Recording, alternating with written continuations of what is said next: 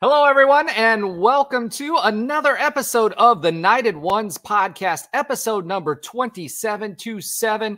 As a reminder, we are the only podcast that features a former UCF National Champion, a former UCF radio host, an infamous rapper, an IG star, shooting the breeze, talking UCF Sports. Yes, I changed it up this week because we do have an infamous, and I do mean infamous, meaning not famous rapper, who is on the podcast. We learned that this past week. He joins us again, as he is always last but not least. But he also is bringing fans. He's got fans, and we'll talk about that a little bit later, along with the last two hoops games, a little bit of football and a little bit of baseball this week as that starts to heat up. So without further ado, let me go ahead and bring the team on board. And first to the stage, Ben Stout. What's up, guys? How's it going? Hey, the thumbs up didn't work.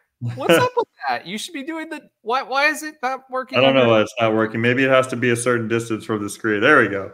Okay. Well, you know, that's like the double one is the big there one. There we go. You should do that every time you get introed, right? So we have such exciting background graphics and stuff to go with the YouTube show. You should do that every single time. No doubt. Well, glad to be on after a UCF basketball win. That's for sure. Can't wait to talk about it.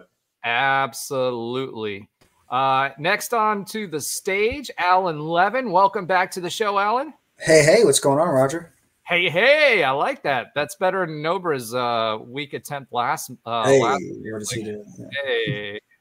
Hey, you know, I don't know what was going on there. Yeah. But excited to have you back this week. And again, just a shout out to everyone, to Alan. He's the one who puts together our notes every week. And without him, I'd be lost 7 minutes until the show. So thank you, Alan, for doing that for us. No problem. Last but not least, but always last, and our infamous rapper, Josh Lazar. We're going to be spitting bars with Josh Lazar this week. Ever since I can remember, I've been popping my collar. Popping my collar. Ever since I can remember, we were getting these dubs. And you better put the no money in their hands. So, hey, everyone, how you doing today? All right, Josh, that was amazing, but you sound like you're underwater again. Yeah. Oh my God! It is because of you, Roger. It's because of you. Sure, blame because me. I'm doing this stupid slide thing on the side, and you're like, "Oh, do the slides." It's because of the slides. I swear to God. Okay. Well, his mic was working. We tested it before the show, so I don't know what's going on. He's drinking a little too much bubbly. I don't know what's going on with that. But as an homage to Josh right there, I'm gonna pop a half a collar. Because this week, the UCF basketball team had a big win against Texas Tech. So I'm excited to get into that. But before we do, let's go ahead and get into a little bit of text talk. So I'm going to start with Ben. What is your text talk for this week? So partly because he halfway predicted it and partly because there's a sword involved. It's Josh's text right as the Texas Tech game started, in the middle of the woods with some friends and a sword that chops wood. Then he said, I'm going to have to watch this in post, but I'm calling a W right now by 5. Now luckily he predicted the win by UCF very well. But it was even more so. It was lucky that we won by much more than 5, and we'll get into that. But I'm glad that you were able to have some warmth with a sword that chops wood there. I had to call that one out. Since we are a clean show, I won't talk about a reference to a certain movie that kind of goes along with sword chopping wood. But I'll just leave that out there. Leave that to your imagination, folks. If Josh's microphone is fixed, I hope it is. Tell what. So what was the chopping wood with the sword thing there? I can tell you if my mic is fine. This is why nope. You need to stop telling me to do things before the show. asking, Josh. I ask. I don't. Come on now. All right. Well, on his mic a problem. Oh, your mic's a problem. Your mic's messed up, Roger. It sounds like you're far away. You guys are battling, and who has worse microphones on this show? I guess. Do I sound like I'm underwater? Now you're good. You're good now. Okay. Well, all right. So now that I'm good, Alan, what is your text talk for this week? I had two. One was just we all kind of talked about it during the game we lost earlier in the week, which was about chucking up the threes. That's something I'm going to talk about today in my fun facts. So chucking threes is killing us, you had said a couple times. So that was an interesting point that I want to get into. And then the other one was someone said Johnny Gone ? Which was a weird time to say it right after a win. But but I like that Ben said he's safe, because I think that's been a conversation all year. And I think now with a third top 25 win, it's pretty safe to say that Johnny's safe now, or he should be safe. Program record. I don't know. Program record. I know, and we'll get into it. That is one of the questions for today's chat. Josh, your mic sounds a lot better, so I don't know what you did, but I will say this. I'm blaming you. Completely blaming you. It's all your fault. All right. You got that one. Blame me. I'm okay. I'm the host of the show, so you can blame me. Handle it. You can. So, Alan, didn't you have another text talk that you were going to share? I don't know how to bring up the picture. I don't think I can do it. Oh, no. I meant the testosterone induced team we had this week.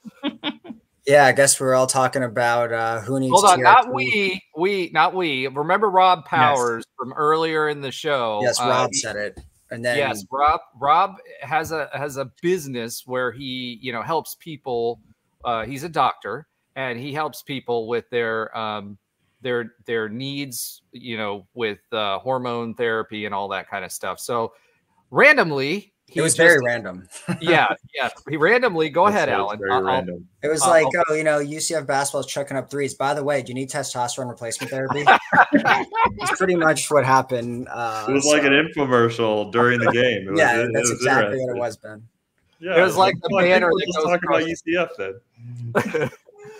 Well, I know during the Texas Tech game, it looked like we got a little HGH going on, or some testosterone therapy or something going on, because they played a lot of stuff.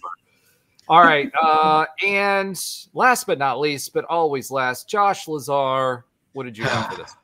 Microphones. Okay, so y'all took my my own words and used it against me. So yeah, that's pretty much what it was. I was hiking. I wasn't hiking. I was camping, barely camping. But I was camping in the middle of the woods, and we were. I wasn't going to go to the game for a lot of reasons. One, because I was hanging out with friends and having fun. Two, I was playing around with like a $300 cold steel sword that was awesome, and I don't show up to decent games and they win, so I have a problem this coming week. We'll talk about that maybe. So I was in the middle of the woods. We literally, and I'm talking not like you have already half a thing of wood, half a log, and you chop it and it's little slices. No, we took like pretty large chunks of wood and we were chopping it with a sword. It was wonderful. So, but all that's to say, I knew we were going to win the game. I barely looked at the game while it was being played, and it was wonderful. Awesome. That was more of a talk than a text talk, but that's okay. Listen, you put things in the comments, and I'm going to just keep going. I have an additional text talk on that topic. It was Roger thanking Josh for after the Texas Tech win for not going to the game. So that was all of Night Nation thanks Josh Lazar for not going to the Texas Tech game, so we could get our third ranked win of the year. So thank you very much. So we're thankful you decided to play Conan the Barbarian with your sword in the woods while we won. Yeah. Well, we won the game. So wonderful. All right. Moving on. So now that we've got that extremely weird text talk out of the way, let's talk a little bit about the West Virginia Mountaineers round 2. Unfortunately, as the title says. EERS brought the tears this week, and you know, it's just wrong on so many ways. The West Virginia is 9-16. Yes, they're getting better throughout the season. Yes, they're bringing pieces back, but we had no business losing this game, folks. I mean, absolutely none. We lost 77-67. UCF trailed the entire game, never had a lead the entire game. And even Johnny in his presser for Texas Tech mentioned how you know, he never throws his guys under the bus, but basically was talking about in Texas Tech game, they wanted to get back to how they won basketball games, which is not chucking up. I think, what was that, 36 threes or 38? 38. Yeah, 38 threes. We are not a three-point shooting team. No. We haven't been. We never have been. We body people. We have athleticism. We have length, and we generate offense off of transition. Our defense causes offense and matchups so that we can get those points in transition. I don't know what the guys were thinking settling for those threes. Yes, we saw a zone, but we saw a zone before this year. This is not the first time they've seen a zone. They practice against each other playing the zone. They should know exactly what they need to do, and we had the bodies to be able to body West Virginia, and we simply didn't do that. And I don't understand it. I don't understand what they were thinking. You know, during the game, I know Johnny couldn't have been happy with what we were doing, and the way he reiterated made it sound like he was telling them what to do and they just weren't doing it. So, you know, it was extremely disappointing. We out rebounded West Virginia 42-36. West Virginia had 26 points in the paint to our 20. We got out hustled, and as Alan likes to say, out hustled and out muscled. They actually out rebounded us 42-36. Yeah, I meant to say, like, I wrote it wrong, but it was out rebounded by them. I meant, That's what I should have said. I should have caught that. Sorry. Yeah. So thank you for pointing that out. Darius Johnson with a season high 29 points. Avery was the only other night with 14 points. But anytime your one player has 29 points and we're chucking 38 threes, you know that's a problem. UCF bench 5 for 21 from the field, and they've been really good all season. We've been really good all season off the bench, and we're able to rotate. We did that successfully in Texas Tech. So not only did the starters have a really, really bad off night, but so did the bench. Guys, I don't know, you know, that's a 10,000-foot level. What did you guys see in this game? I think some of the main things that I saw, like you said, it seemed like about the zone defense in particular by West Virginia, it just seemed like offensively, for some reason, we were afraid to attack the inside of the zone. Like, it just, like, there was no drive and kick action. It was essentially most offensive possessions in the half court were, you know, 20 seconds worth of passing the ball around the key, around the 3-point line. And then it was a contested 3-pointer, or it was just some sort of weird action that wound up losing the ball. It was actually it wasn't a whole lot of turnovers, so I guess they weren't losing the ball. It was just bad shots overall. It was just, they weren't making the zone work. Like, they were barely even making their zone rotate. If you want to you know, have quick passes around the you know, around the 3-point line to kind of shift the zone and then try to attack the middle of it, especially around the free throw line, that's where you can get some success versus zone defense.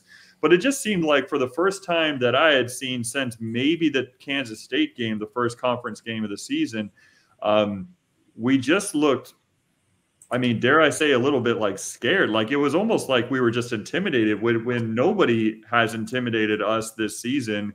It was just a weird game offensively for us, outside of Darius Johnson, who luckily for us is on a very, you know, he's coming along really, really nicely over the last 7 or 8 games. He's been extremely impressive, and he was pretty impressive against West Virginia. But outside of him, there just wasn't much production, as we talked about. But the other thing too is that they looked a little bit that way. The other thing too is that it reminded me of a little bit about the Stetson game that we had earlier this season. In one sense, it seemed like West Virginia just could do no wrong on offense. It seemed like even when we had a good defensive possession where we were flying around and trying our best to get in passing lanes or whatever, they still made like a tough shot. And so it was kind of like both ends of the floor just weren't working. And on top of that, we had a team that we were going against a team that couldn't miss. They wound up, when you're shooting 50% from the field, 50% from the 3-point line, as West Virginia was doing, they were just hot at home. And to combine that with not being aggressive and not playing against the zone on offense and attacking it the way that you should, it was just a bad night overall. And as you said, it was start to finish, I think probably the worst performance of the season overall by this team, with the exception of maybe the Kansas State game. Even you go back to the technically worst loss of the season, the Stetson game. Even that game, I didn't feel like we necessarily played terrible. It's just they couldn't miss. This was like a combination of us not playing well and the other team couldn't miss, and it resulted in a 10-point loss. All right, guys, what about your analysis? I couldn't say it any better myself, and that's exactly why Ben plays in the analyst big leagues, and I sit here in my house. But I mean, the whole reality is like, how many times did they not pass it to the free throw line, to the man at the free throw line? How slow were those passes around the 3-point line? Even having the 5 maybe all the way back on, right when you're under the basket, a little bit to the left, right? Like, none of that was happening with any consistency. And it seems like, as we've seen, at the next game, when we have the gumption, if you will, to actually drive the paint, and we know we can. You've seen Sellers do it. You've seen Avery do it. You've seen Payne do it. I mean, you've seen Sia do it. You've seen Johnson. Every single person to a man, maybe not Nils yet, but still tries. He's building. They can get after it. I don't care if it's in a zone. There are ways to attack, and in this game, it felt soft. I'll be honest. It felt like it just either something wasn't clicking or it was just something wasn't right. And it seems like every time this team works to drive, works to not have 4,000 3-point attempts, and goes through the great defense they always have. There hasn't been too many games where the defense has been like off at all. And they keep that and keep pressing and pushing and not just settling for threes from the logo. We do pretty well, especially at home. But Josh, it doesn't have to be from the logo. We are not a good 3-point shooting team. I know. Well, it doesn't matter where from the floor. I think we're shooting something like 28% either for the season or for the conference season. I can't remember which one it is. We are not a 3-point shooting team. Well, that has not been our identity. But that's not only – you are correct. And they were not shooting the easiest 3-point shots in a zone, even if that was the goal, which it's not. And we all kind of know that. So it's just – it was infuriating not seeing what we all know is possible for this team. And that's kind of been, unfortunately, what we've seen on the season. I thought it was just all false hope. Kansas was false hope. Winning at Texas was false hope. This team can be really good, and we're seeing it, and I'd love to see it more consistently. But in that West Virginia game, it was I think it was 2 or 3 minutes left. I just shut it off. It wasn't worth my time because I knew what the ending of that game was going to be. And it's sad. I hate seeing that. because we've had fights so many times in a lot of these games, but not Morgantown. All right. Alan, did you have anything to add to that? Yeah, I mean, what everyone said, but I mean, I think the biggest thing that we just all saw that we didn't play our game, and that's what we basically all summarized today. But, you know, Johnny said, and we've all seen this, that we play inside out. And when we're sitting there chucking threes, that's obviously not a good recipe for us to win. I mean, we got out rebounded. They beat us at points in the paint.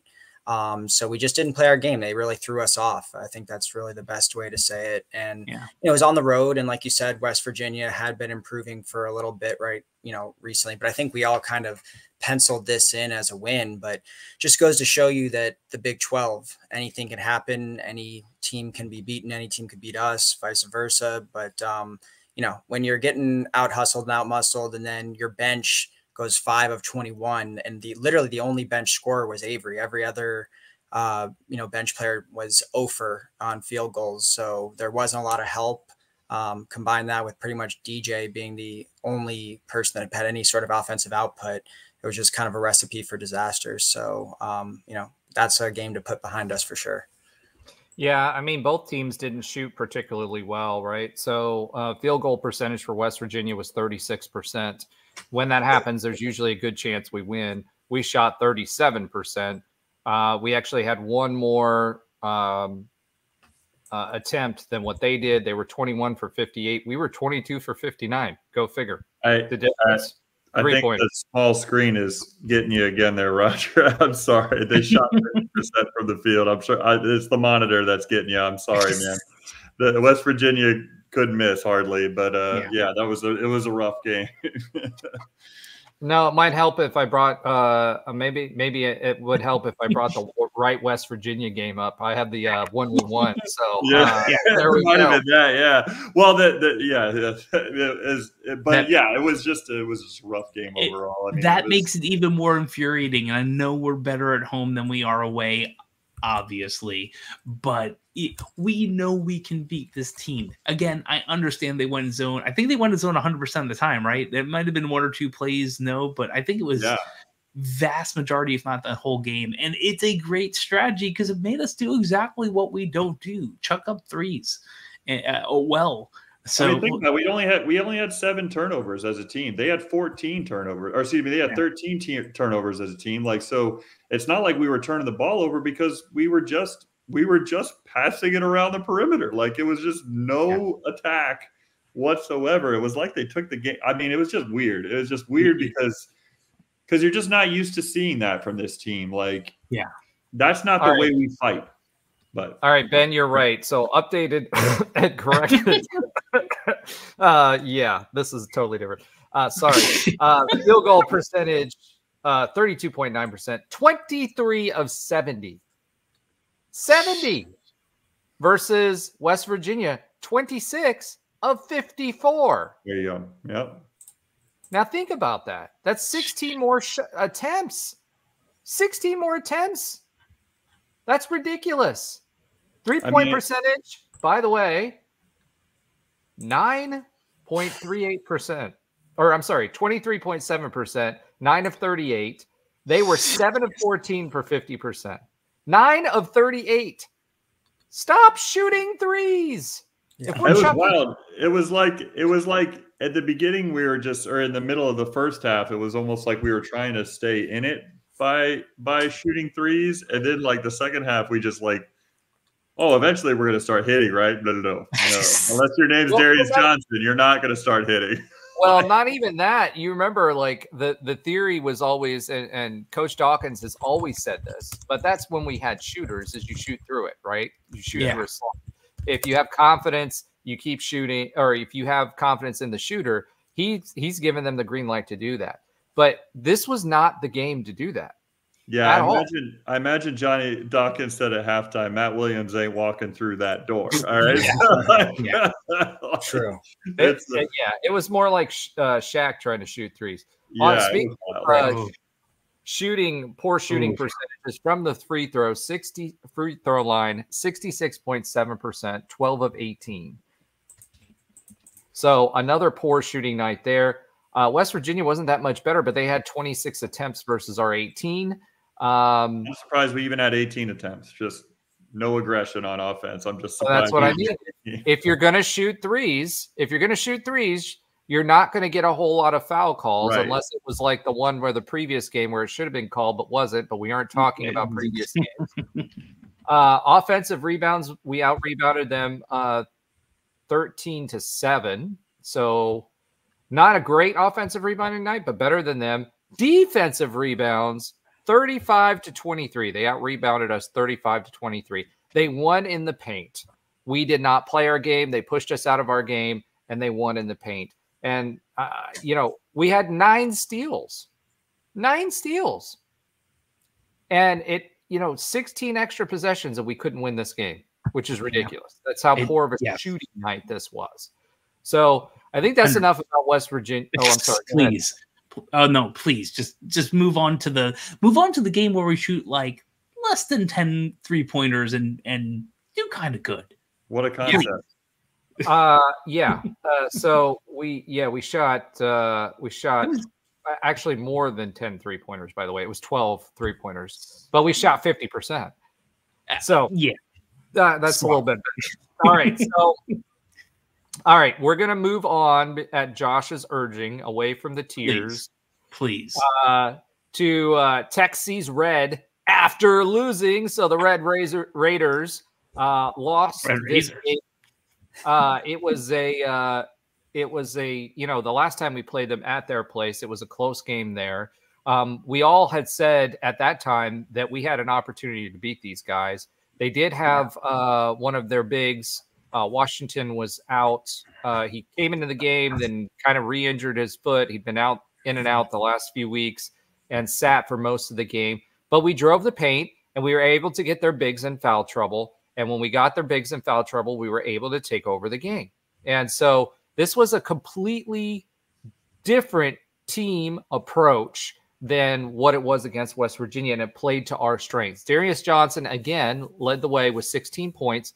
And he was an even point guard for a lot of this. I don't know if you guys noticed that, but Allen was not our Allen, but Allen was playing point guard, especially in the second half, quite a bit. Sellers had 15. Not a stellar day, but a good day for him. Walker played really, really well, and even Diallo got it a little bit too in the shooting, which it just felt like, when this team shoots halfway decently, it's not even like a stellar shooting night. This team can beat anyone. It's that offensive component where we've been talking about roller coaster for so long, has been so up and down that when we get a halfway decent shooting night, our defense can make up for the rest. We led by as many as 19 points in the game. We were just trying to wind clock down, and they got a couple of shots in there at the end. We shot much better from the field, 46% from the field and 50% from 3. And again, like we talked about earlier, the key here is we drove the paint. The guys were fearless. Yes. Whether it was Sellers, whether it was DJ, we were making an extra pass once we got into the paint. We were drawing people in and then kicking back out. DJ had a nice step back 3 after we were able to draw everybody into the paint. He drove forward, took a step back, and then shot.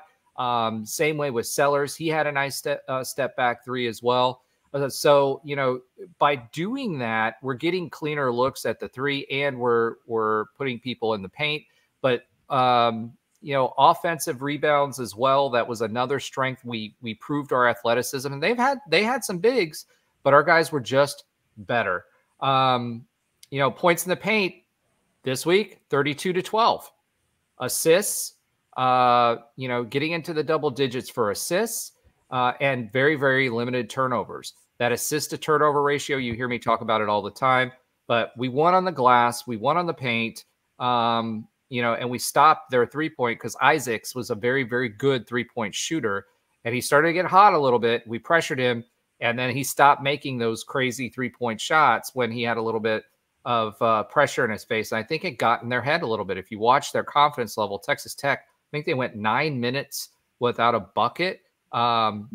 We complain about 3 minutes. I can't imagine going 9 minutes without a bucket. So we forced 14 turnovers. and that turned into 17 points. I'll talk a little bit about who was there at the game, which was a little bit interesting. What are you guys' takeaways from this game? I mean, I just feel like we did what we do, which is we body people in the paint. Yeah, I thought in addition to what you just said, I think one of the biggest things about this game for me is that, especially it started like kind of going into, as we started the second half, it seemed like every time that if we were to make a mistake on offense or turn the ball over, we got back so well on defense that we were like, okay, we're not going to allow this turnover to turn into points on the other end. We got back in transition, made sure that we either, altered their shot. We used our fouls in a smart way in those types of situations, or we were able to get steals or alter their shot where the ball was automatically going back the other way, and we were in transition all of a sudden, and we were getting points out of it. You had big men running the floor very well. Omar Payne played great off the bench, had a couple of highlight dunks, had a couple of good blocks as well. He just played well in space. CJ Walker with the amazing offensive rebound at the end of the first half to kind of give us momentum going into the locker room. I mean, that's something that we kind of haven't had much of all year. Even in games that we're doing well, we haven't had something that happens at the end of the first half that just completely, kind of motivates us and gives us that momentum going into the second half. And then that stretch that we had, I mean, you alluded to it, as far as about 6 minutes left in the game, we go from being up 4 or 5 or so, and then all of a sudden we just blow the game wide open. DJ had that crazy step back 3. We had a number of really good plays where, CJ Walker is driving towards from the left-hand side of the baseline. He's driving towards the paint. He draws Omar Payne's man and he dishes it to him by the foul line, and Omar Payne has that highlight dunk. I mean, it was great to see a ranked team that we were going against, a team that, yes, has some injuries, but they have some great players in the game as well, where we were able to take that kind of a little bit momentum that we were gaining for ourselves about the 6-minute mark in the second half, 6 minutes left in the game, and just close the door on them. I mean, we just kind of, stepped on their throat, and that was it. Like, we were just saying, we're going to run away with this game right now. You mentioned we were up by 19, I believe, was our biggest lead. And, the game wound up being a touch closer than that. Only, it's a 14-point win. 14-point win, yeah. Yeah, 14-point win. But, I mean, honestly, from about that 6-minute mark on, we dominated Texas Tech. We dominated the 23rd ranked team in the country. And we got our 3rd ranked team of the win of the year. And it was just great to see them bounce back, which, I mean, I don't want to go back to it, but it just makes the West Virginia performance that much more perplexing. And Josh especially has been talking about it all year long. And it's just the momentum and the motivation that our home crowd gives us is just special. And we're excited about that. But man, I need to see it. We need to see this on the road as well. And I think when we look back on this season, potentially that'll be one of the more disappointing things, is that we couldn't get things done on the road the way we did at home, because we showed so much promise overall. But overall, just again, the 3rd ranked win of the season. That's a program record. Our 11th ranked win overall. 8 of those have come under Johnny Dawkins. So it's just a good way to bounce back and get our 5th conference win of this season.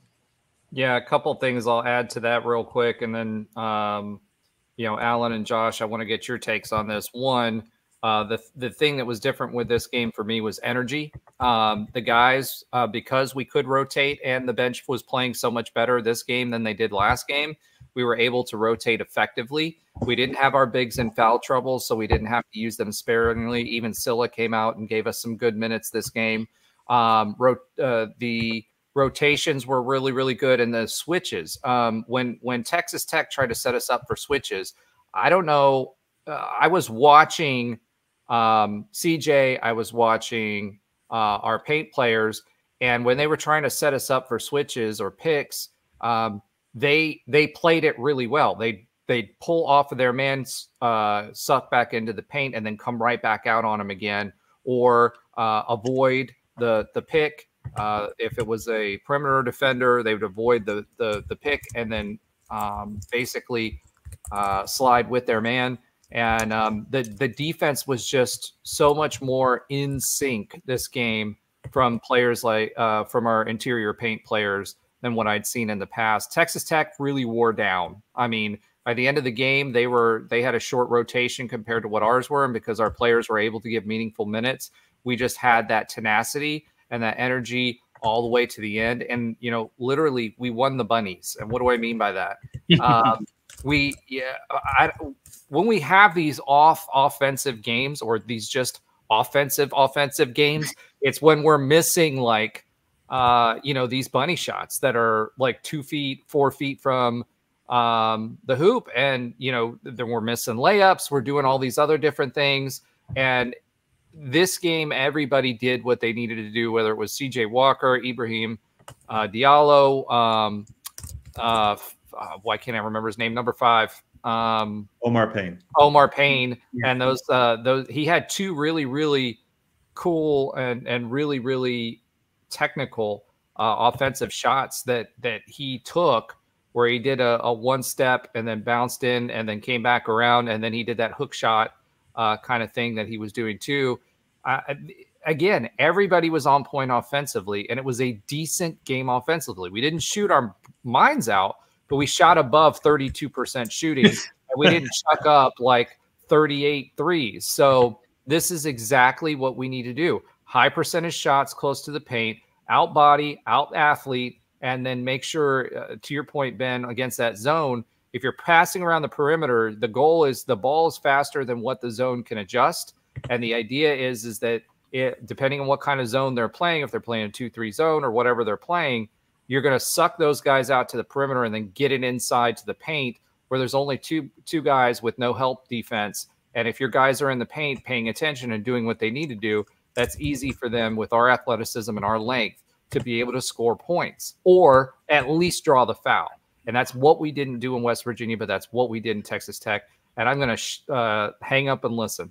Yeah, well, I want to hear Josh and Alan's take on this game for sure. But I just want to add one more thing: is somebody who I think it speaks to the overall team and everybody kind of not only being a star in their own role for this team, but understanding their role for this team and taking their opportunities when they're presented. And a guy like DeMar Langford, who started out this season in the starting lineup and kind of lost his position a little bit as the season went on, for him to it's not going to really show up in the stat sheet. Only 2 points. He had 3 rebounds, but he had 2 huge steals in this game down the stretch to kind of continue that momentum going on. And he had 16 minutes in this game. They were 16, in my opinion, big minutes for him. So a guy like DeMar Langford is just kind of putting that stamp on the bench performance of this game. Doesn't show up completely in the stat sheet, but he made some huge plays in this game. All right. Now Josh and Alan. I'm sorry. Alan, remember, because Josh is last. Yes, I go last. Always last. No, I mean, it's exactly what everyone's saying. We played our game, and it's pretty much the exact opposite of the analysis I had for the West Virginia game, right? I mean, we did everything that we do well, and when we play our game like that, we generally win. I mean, the telling stat to me is the points in the paint. I mean, nearly tripling their output in the points in the paint was, I think, big for us. Obviously, we limited them. Our defense played a lot better. We forced, a good amount of turnovers. So, that's our game. And I think for me, the bigger takeaway, though, is that, we've seen ourselves have leads in a couple of games this year against big teams. And then we kind of, get worn out in the second half and we don't hold on to the lead. But it was really nice for them to fight through some adversity. There was a time where they were, I think, down 5 at one point, and then we had slim leads, and then, we were able to grow that lead and actually hold on to it. And we kind of, towards the end of the second half, just went wire to wire and just kind of, ended up, like Ben said, kind of blew them out there at the end. But it was good for them to actually hold on to the lead against a tough team, at home, and not, blow one of these games where, we've had other chances to win other games this year in the conference, but unfortunately have let leads slip away. And this time we were able to hold on and win. So I think that to me is the biggest takeaway. I think that shows some signs of maturity from the team, and they're able to walk away with their third top 25 win this season. So I think when you measure it in the quality of wins that we've had this year, it's the best season from that perspective. Consistent offense. We've been talking about it all season long when they went on that stretch of wins, right? It was the consistency in the offense. That's the piece that's so up and down. And I think you called it out. If we can continue that, right, where we don't have those 3 minutes stretches of disappearing, or a ghost offense, as I like to call it. I'm terming it now. It's called the ghost offense. Where we is that the inverse Princeton offense? Yes, it's the ghost offense where it you can see right through it. It doesn't show up, and you're ghosting the paint and the hoop. So there you go. All right, Josh Lazar, last but not least, but always last.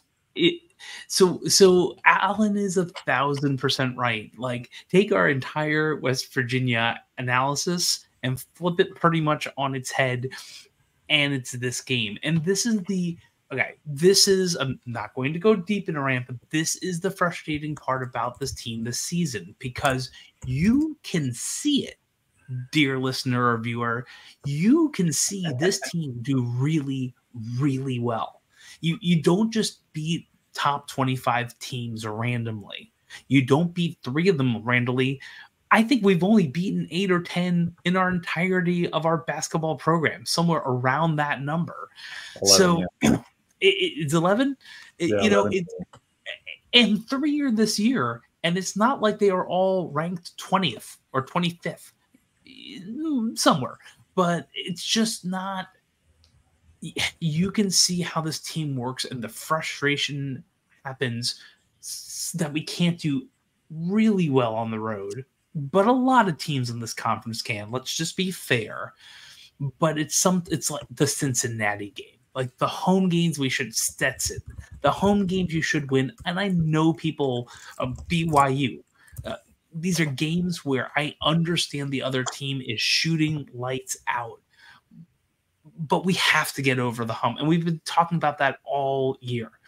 So in this game, I mean, every single thing that could go right did. Sounds like West Virginia at home too, doesn't it? So I will say not everything went right, but a lot of things went right. This is not what most would have expected after what happened in West Virginia. I think that could be fair. I agree. So let's maybe a little hyperbole, but this is the interesting part of what we've seen, and there are little pieces and parts of our basketball puzzle doing well. Now, I will say this: there are a lot of people who think we have no shot at anything after this season at this point, and I'm not sure I 100% agree with that. Because we have 2 opportunities, as we said in this podcast often, that we would not have had in the ASA, no way. In the American, probably not, but rarely. But in this conference, I mean, the Cows are top 25, and they're talking about having to win their conference championship to make the tournament. I mean, that's nuts, man. That's crazy. That's what happens when you lose Houston and other teams from your conference. Yeah, and I think they won something like 13 in a row, and I don't want to talk about them. But that's the point. Like, all theoretically, the probability is low. But if we beat Iowa State, we have to beat Oklahoma State on the road. We beat Iowa State. We beat Houston. Dream with me for a second, and we knock out TCU. And win a couple of games. That's a lot of ands, Josh. I told you the probability is low. Dream with me. I think there's a scenario where people go, "Oh my God, I'm not drunk on hopium." All I'm saying is, yes, it's not over, Johnny. It's not over yet. And I really think do I think that's going to happen? Honestly, no. But the possibility of it, because of the conference we're in, is a lot different than most other conferences. I think we've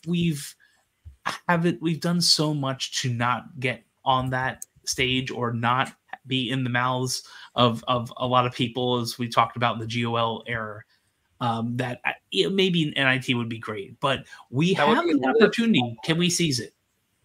That's we got one shot. And before we go into postseason, we do have a couple of other things to cover, because postseason is next. So T.I. and Antonio Brown Jr. were on campus for this game. Antonio Brown Jr. as a recruit, and supposedly Antonio Brown was celebrating in the locker room with the guys. So it seems to be, from a recruiting standpoint, that went well. T.I., I used to love his music. I mean, I can't say I used to. I still like his music. But yeah, I mean, I just, you can have whatever you like, but whatever. Hey, don't steal my job. Hey, now, I'm not the rap god like some of us around here, but I do listen to a lot of rap music. Barely. Like T.I. T.I. is great.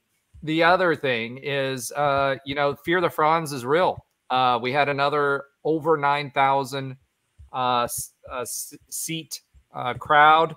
There were over 9,000 butts in the seats. The Big 12 difference is real. We were averaging 5,000 at the high end in 2019 in the American. And for conference, we're sitting at 89, 84 for the conference, and that includes weeknight games. So, that's huge. It's huge growth for UCF basketball. All right. Now that we've talked about all those great things, let's go back. We were talking about this every week, postseason, right? So I feel like bubble team chances are slim to none. That's pretty much gone, in my opinion. However, NIT hopes. We were talking about NIT hopes last week and what we thought this did with this. I feel like if we win one more game and maybe one in the tournament, solid seed. If they take the top 9 out of the Big 12, we will have 2 seeds that go to the NIT, which were so even if they take the top 8 to the tournament, there's still a high likelihood. We're sitting, I think, at what, 10 now? No, 12.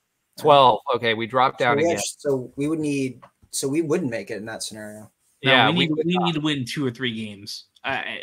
We need to win 2 or 3 games at this point. What is the rule? They only can take 2 from every conference now for the NIT? I think they start at 2. Well, what they do is they will take from power conferences. They will take the top number 1, the top basketball team that was not taken for the NCAA tournament. It's just one team. That's it.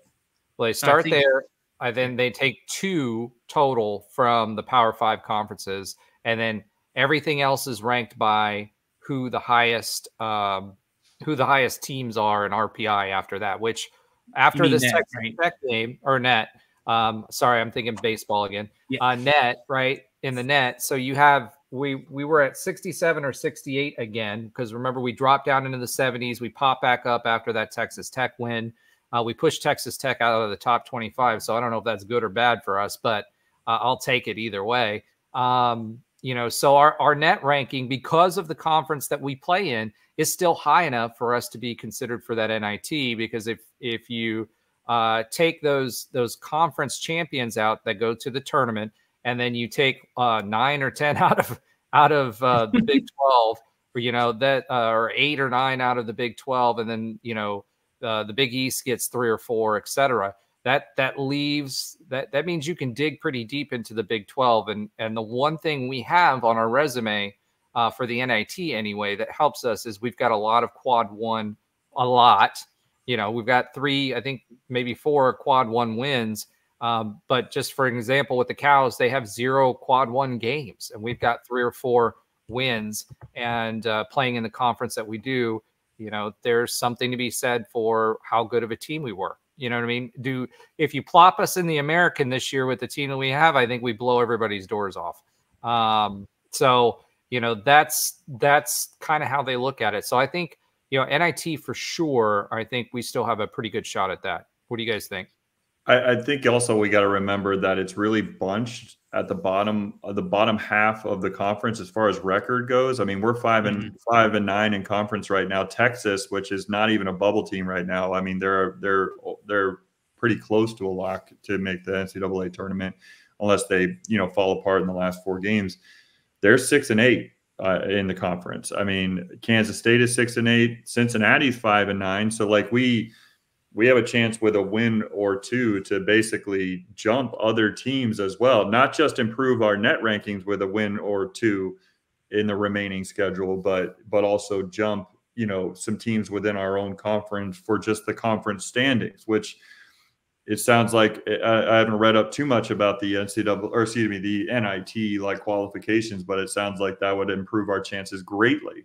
So yeah, I agree with you that 1 or 2 more wins of the remaining games that we have would almost seem like a lock for the NIT. And we, you know, we're sitting at 14-12 right now. Last season we made the NIT with 19 wins 18 wins in the regular season, and then so yeah, I mean, you know, two less wins in a exponentially better conference overall seems like, even with the new rules, would allow us entry into the NIT. And I think for this team especially, and maybe some of the players that we're losing as well, like, you know, as far as seniors that we have on this team are just kind of a 1-year rental. I mean, it's not a you know, disrespectful acceptance of an NIT bid at all. Like there's no reason why this team shouldn't look forward to a chance at playing in the NIT. But I'll just say one more thing on that as far as our postseason chances, and as far as what the amount of ands that Josh, you know, inserted earlier into I believe it was 4 ands. Well, there's 4 remaining games, so yeah. The amount of ands that he inserted into that statement, I mean, it kind of doesn't matter if the 4 of us on this podcast and the many people that are listening or watching, you know, it doesn't matter what Knight Nation believes as far as our chances of running the table or winning against these 2 top 10 opponents that we have coming into our house this week and next week. It doesn't matter what we believe. It matters what the guys in the locker room believe. And I honestly think that they, more than anybody, believe that they are capable of doing it. They're capable of running the table. They can go into Oklahoma State and take care of business. They certainly can take care of business at home against anyone, and they've proven that this season to themselves. And so, you know, we'll see what happens. All right, Alan. Yeah, I mean, the NIT is starting to feel a little bit lock-ish. You know, I don't want to jinx or anything, but a couple more wins, and obviously if we can snatch a win in the conference tournament, I think that should lock it up. I mean, exactly. We made it with 18 regular season wins last year. We hopefully get a couple more this year, and obviously the conference has the name brand behind it. And, you know, a lot of teams are going to make it to the postseason, whether it's the NIT or the big dance. So I think we're there. Yeah, the dream scenario of the actual tournament feels like it's pretty much dead, but you know, who knows, maybe we surprise and get some big wins here at the end. But yeah, I mean, I think the NIT, I think where we all expected us to be this year, when we were, I think most of us saying the over under for conference wins was 4. And I don't think we thought the 4 that we got were going to be the 4 that we actually did end up getting. So you couple that with the, making potentially an NIT appearance. I think that's a great year, and we have something really to root for in the NIT. And I think, who knows, maybe we can match that Final Four run we did in the NIT back with BJ and Taco and those guys. So we'll see what happens, but I think it should be a good finish.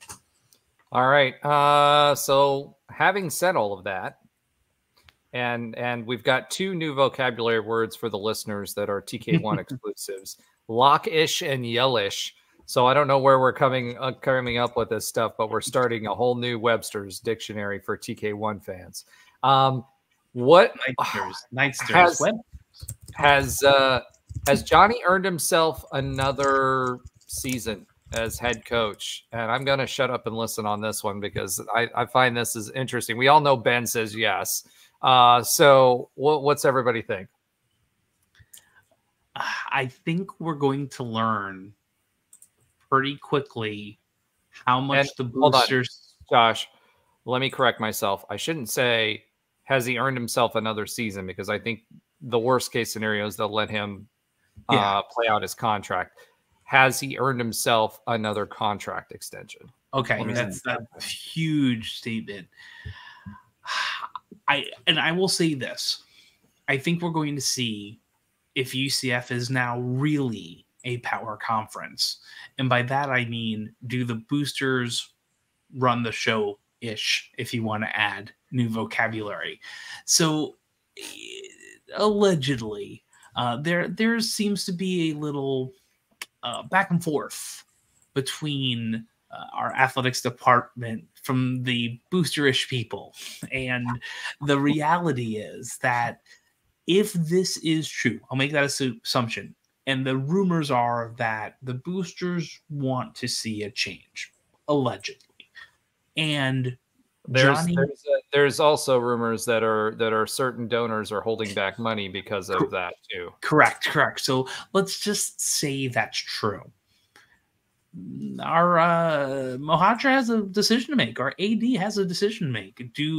Does he work within the framework of seeing what we've seen and believing there could be growth next year and staying the course? Or does he, I would say, quote, give in to the boosters, unquote, and make a change? So do I personally think he's deserved an extension? Yes, with strings. Do the extension. Okay, the buyout lower. Stop riding the fence. I hate when you guys do that. This is yes or it's no. Not riding yes the fence. No. Yes or no. The answer is no, but you have to do something. You can't have someone on a 1-year contract and nothing after it. It's like in football. The recruiting is going to be a problem. So you give him an extension with a lower buyout that's reasonable and go. But no, he hasn't. I'm sorry. It's been 9 years, 8 years. I think he's a great coach. Like we've said on here many times, I let him coach my daughter in basketball. I think he's a great man. I think we're doing well, but I just don't see us getting over the hump of being an annual NCAA team in the new era of NIL. I just don't. That doesn't mean he will get one. All right. I actually agree a lot with Josh here. I just don't see us getting over the hump, but I want to, preface it by saying that I don't think it's Johnny's fault. Like, I really don't think there's too many coaches in all of college basketball that could coach the Knights to be a consistent tournament team with the current resources. I think we talked about even on Ben's very first ever podcast on here, and we asked him what it would take for it. And it's the resources that we just don't have. And I know that's going to increase as we get deeper and deeper into our Power 5 era and we get more great donations like we got the other day. But I just don't think when you're looking at the college basketball landscape, UCF basketball hasn't really ever made the type of noise that UCF football did. There's not a lot of excitement there. And I know we've recently brought in a couple 5-star recruits, and I think Johnny's recruiting has looked a lot better the last couple of years moving into the Power 5 conference. But I don't know. I just feel like I don't know a name that's necessarily like way better than him and that would kill it here. But I just think at some point there needs to be a change. And it feels like 9 years with a lot of underwhelming performances. I mean, I know he had a couple of really good years, but overall, I just don't feel like he's the guy that's going to take us over the hump. He never did much at Stanford. I think he made one tournament, one NIT. I don't know. It's great man, great coach, like Josh said, but I just don't feel. I feel like there needs to be someone maybe a little younger, fresher, someone that's, you know, kind of got that Frost vibe. Give it to UCF basketball. And I really don't think it's his fault. I really don't think many coaches could have done a lot better. I just feel like at some point you need to kind of change it up, because it does seem like our ceiling has somewhat been hit with him, and maybe that will change with some better recruiting in the next couple of years. And we've already surprised this year, but if I had to put a, you know, gun to my head, got to give an answer, I would say move on from him, especially if he's gonna be a lame duck coach with, you know, 1 year left. All right, Ben. I think I have a hard time disagreeing with either Josh or Alan in this topic about when you put it that way, when you put the contract into it, as far as like, is he going to get a contract extension after this season? But I also will also, you know, slightly caveat that with, I don't know if it's necessary. I know it's like unheard of, like as far as, you know, maybe the type of conference that we're in, or the level of college basketball that we're involved in now, for a coach to be on a 1 year deal. But like, I mean, how does that really affect recruiting that much more? I mean, do these kids really? I mean, these kids are hearing all sorts of messages from competing coaches all the time about why they shouldn't choose, you know, UCF over whatever conference that they're trying, or whatever team that they're trying to recruit these kids to. And so I don't really think personally it's a big feather in the cap of an opposing coach to say, oh, I don't know about Johnny Dawkins, he's only on a 1 year deal, because these kids should know well enough that I'm going to go to the school that I'm most comfortable with. And the reason why I'm going to this is because of the coaches that are there and the coaches that are recruiting me. And honestly, there's been plenty of times where you know, coaches turn it around, and mid-season they're provided with a contract extension, and, you know, it is what it is. And so I don't know if that's necessarily going to hurt recruiting if he goes into this final season of his contract without a new deal, and we're moving forward with there. So I think that's you can call me the king of asterisks all you want, but like I honestly don't think that a 1 year deal is like a death knell to Johnny Dawkins and recruiting, or you know, actually coaching through his last year of his contract, because we all know that anything can happen. Granted, we just got our fifth win in our conference you know, season. A lot of us predicted less than that, and they're predicted to finish, you know, 14th in their conference. We're only last in our conference, and we're only 12th right now. Now, we talked about how much we're bunched up, so all of a sudden we could finish 8th in the conference, or we could finish last. You know, you don't know what's going to happen with these 4 games left. But certainly has gained another year. I think there's no doubt about that. But I don't see it as a huge issue if he doesn't get a contract extension in this offseason.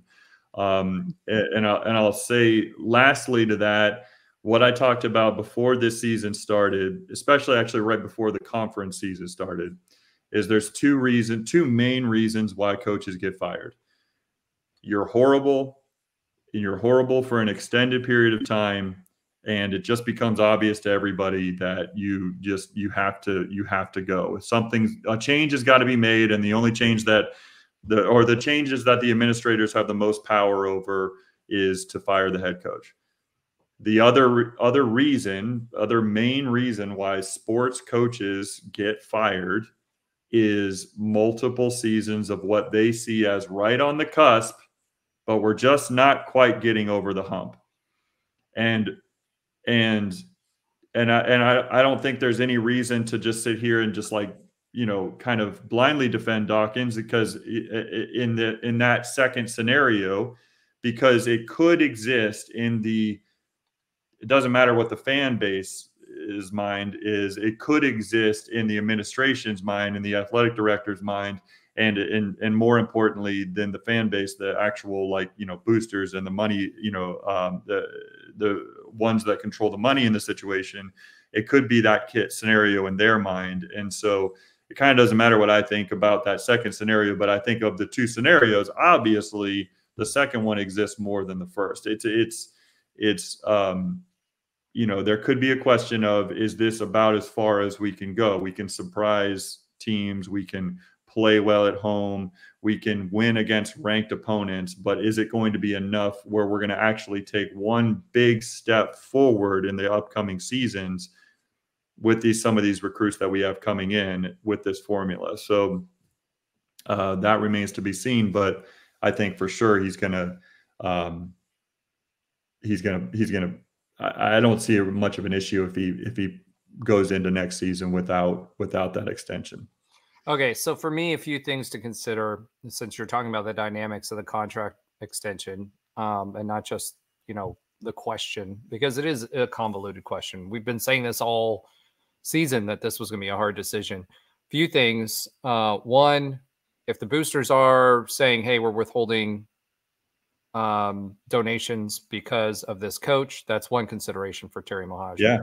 Second consideration, Johnny Dawkins makes by far the lowest in all of the Big 12 at $1.2 million. Third consideration, Ben, I'm going to argue your point for the reason that you argued the point, but just have a different take on it. So let me say it this way, or a different conclusion. I do think it affects recruiting. And the reason why I say that is you're either a one and done recruit, or you're expecting to go to the NBA your second or third year with a team. In the era of NIL, it's not unheard of for, you know, a 5-star or a high 4-star to get $500,000 contracts. We don't have that type of NIL money. We just don't yet, right? Not for basketball. What does that have to do with Dawkins, though? I'll tell you here. So the point is, you know, with Dawkins, and to the point of Terry Mohajir has to look at it and say, okay, are we building up to something or not? We've got a 5-star that's supposed to be coming in, our first 5-star ever in any sport. Dante Culpepper would have been, but they weren't doing ratings back then.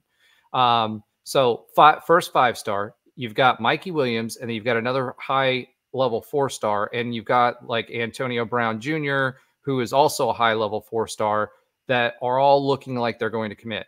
And they're committing to Johnny Dawkins. We would not be able to afford those 5 players. We would not be able to afford with our NIL money. We just wouldn't. We've probably got somewhere between $600,000 to $800,000 in NIL money. That's one of those players. So that means that those players that are coming in are taking less money to play for Johnny Dawkins. And if there's no commitment by the university to Johnny Dawkins to stay beyond 1 year, I doubt those players give up that extra $250,000, $300,000 of NIL money to come play for UCF basketball. That's where it comes back to Johnny Dawkins. And that's why I'm saying, does, you know, if you're Terry Mohajir, you got the boosters on one end potentially. You've got the fact that you've got recruiting where it is, and you've got a team of players. And we all know 2 or 3 players on a basketball team can take you from mediocre to superstars, right? And, you know, you've got someone that you can still afford to pay $1.2 million for the next year because, right, we don't start making Big 12 money. We're still on half shares right now, right? Which means it's all going towards football. It's not going to basketball. We won't be able to afford that big coach for another academic year, which means not this year that we're going to be getting that. At the end of this academic year, we'll be getting the half shares, right? Then we'll have another year of half shares before we start rolling in the full contract cash that we're going. So there's a money dynamic. So if I'm looking at it from, okay, performance-wise, has Johnny Dawkins earned an extension? To me, no. He has not earned that, but you guys knew that at the before preseason. I was saying that he's not the guy, right? And that I thought that they would allow him to transition into the Big 12, right? To take us into the Big 12 and then, shake it out. Yeah, I was even saying that on Nightline. And then they would make a decision to separate from Johnny at that point. But with those monetary considerations and the timing of our full shares, what I could see, what I think, has he done what he needs to earn a contract to lead us into the Big 12? No, he hasn't shown me that. Is UCF in the monetary situation where we extend him another year just to see what this recruiting class does at a lower salary with a low buyout? I could see that happening for those reasons, those financial reasons. As at a lower salary than what he's making right now, or just like kind of his continued low salary, right? So maybe, okay, we like Johnny, he's done good. We're not going to pay him $1.2 million anymore. We'll pay him 1.6, 1.7 million. And in exchange for that, we'll get a lower buyout on a shorter term contract, something like that, so he makes a little bit extra more and we have the flexibility to cut him loose if we need to. That's what if I'm Terry Mohajir, that's the play for me, because that gets you the recruits at least on campus. And, it keeps you with a low salary. Because if we went to go get another coach right now, everybody's screaming about Huggins and everybody else, we're paying more than $1.2 million for that contract. The floor for the Big 12 is $3.5 million, and we cannot afford that right now. Everything that we've got is going into football. And once we start hitting our stride with full Big 12 shares, then I could see us going out there and getting someone that can compete. So that's what I think will happen. Has he earned a contract extension? No. Can he earn a contract extension? Hey, brings these guys in, blows it out next year? Maybe. Give him a 2 or 3 year deal. Yeah. I don't think Johnny Dawkins is the future of UCF basketball and in the Big 12. And the other thing is we've got a time clock now. Brett Yomark is getting ready to try to sell men's rights for men's basketball and, an impending potential realignment scenario again after this contract is over with, because it's only a 5 or 6 year deal with this TV deal. Once that's over with, UCF's out in the woods again, potentially trying to be someone who people want to pick up if there is more consolidation. So, there's a lot of factors in play, and that's why ADs get paid a heck of a lot more than I do, but that's how I would play it. And I think that Terry will play it that way. That's what I'm predicting right now. Yeah, the minutia about these contracts much better than I do, and so I'll say I agree that that's a scenario that I think could be likely as far as the 1 year extension, like you just mentioned, kind of keep him at his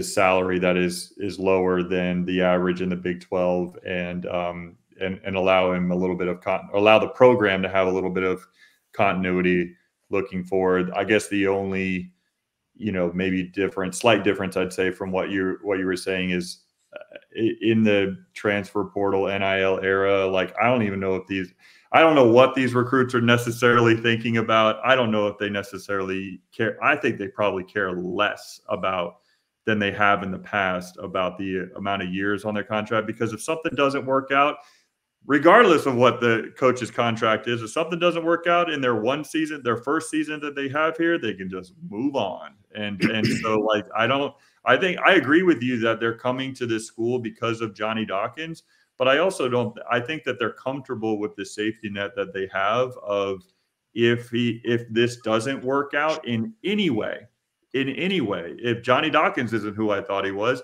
or if Johnny Dawkins he gets fired in his first year, the great thing is I can just move on. And so I don't know if it's necessarily as entailed in recruiting as it was even 5 years ago about how the administration cares about the coaching staff. If they're coming because of the coach, then and that's if they're coming because of the coach, which is the scenario that you laid out, Roger, then they're comfortable with, if something were to happen, then they have the safety net of being able. And I guess what I'm saying is, yeah, in a scenario that would happen, but if I'm them or their handlers, because there's going to be handlers, whether it's an uncle or a brother or a father or an actual their parents, or an agent. Well, no, because these days there's agents, right? So, or it's Adidas, who's their future soccer or their future sneaker deal, right? Or shoe deal, because this is a 5-star coming into a program, a highly rated 5-star, right? They're going to be providing some guidance too as to where, because they want them to have the best stage possible to when they invest in that deal for them. So, for me, I see it as if I am giving up $200,000 or $300,000 to go play for this coach, and there's no guarantee that he's going to be there beyond 1 year, I'm not going to give up the $200,000 to $300,000. I'm sorry, I'm just not. I think we'll just agree to disagree on that then. Well, and that's fine. I'm just saying it's a different game because of it too, and it's out in the open. All right. I think we've beat that one to death all season long, including this season or this episode. Let's transition a little bit here and stop talking basketball and talk a little football. Do you mind if I do what I usually do and just say one more thing about hoops? Oh my God. Yes. And we could have gotten this at the very end of the show, which is fine. But I do want to say that the Iowa State game this Saturday, another top 10 opponent coming into Addition Financial Arena, is the UCF alumni weekend, basketball alumni weekend. A lot of us who played basketball throughout the years are extremely excited. This is something that we circle on our calendar every season. So there'll be a lot of basketball alumni in the house on Saturday afternoon, late afternoon / evening. And during the game on Saturday, during halftime, I believe, they are honoring the first NCAA tournament team, the 1994 NCAA tournament UCF basketball team that was led by the head coach that was my head coach at UCF, and Kirk Spira. So for the first time since he left UCF, Kirk Spira is going to be back on campus at an official UCF event. And so I think it's worth noting, and it's an exciting thing to have him come back, and hopefully much like the first ranked opponent that we ever beat, which was my freshman year when we beat College of Charleston, number 25 in the country. Hopefully we can get another ranked win this year. All right. So what Ben just said is he's going to be setting up interviews with a lot of former players and Coach Kirk Spira. You heard it here, folks. So Ben's gonna sell the program. But no, that's exciting, and exciting for the team. And look in the stands. Section 105, 104 typically has a smattering of former UCF basketball players there at that 104. And right on the corner of 105, Matt Williams is always there. A bunch of different former players are there. Dwight McCombs has been back. There's been a bunch of people that I've seen at the games because I sit over in that section. All right. Now I have Ben's permission to move on to UCF football. So let's talk a little UCF football. And there, you would think there's not much to talk about, but we've talked about it all off season. And first things first, spring game is only 2 weeks away, folks. So February 20 or spring, not spring game, spring camp is only 2 weeks away. February 26, 2024 will be the start of spring camp. Obviously, we won't see a lot of it because Coach Malzahn likes to keep things tight to the vest. But hopefully we'll see some interviews and hear about some of these transfer players that are coming in, because we've got a whole lot of new faces and quote-unquote upgrades that we're bringing to the table this year. And hopefully some of last year's recruits and some of the new ones will find their way onto the rosters. The biggest question mark for me right now is defensive backs. and who's going to play where, because we brought a bunch of defensive backs in. Probably both. I can't talk today. Leave me alone. No. I think the bot was probably correct with NIL at this point. Well, bot and brought. A bunch of new players in the transfer portal. A lot of exciting players that we're excited about. The Cincinnati twins, well, triplets, really. I'm going to call them triplets because we got Montgomery, who's also going to be in the running back room. We got some new faces, but we've got some old faces too. So wide receiver is going to be really interesting to me. Defensive backs are going to be really interesting to me to see who shakes out where, who's playing the night position, who's playing the safety position. We've got some linebackers that could go safety as well. So I think there's a lot to be sorted out in our secondary with a lot of really, really good players. Defensive tackles, we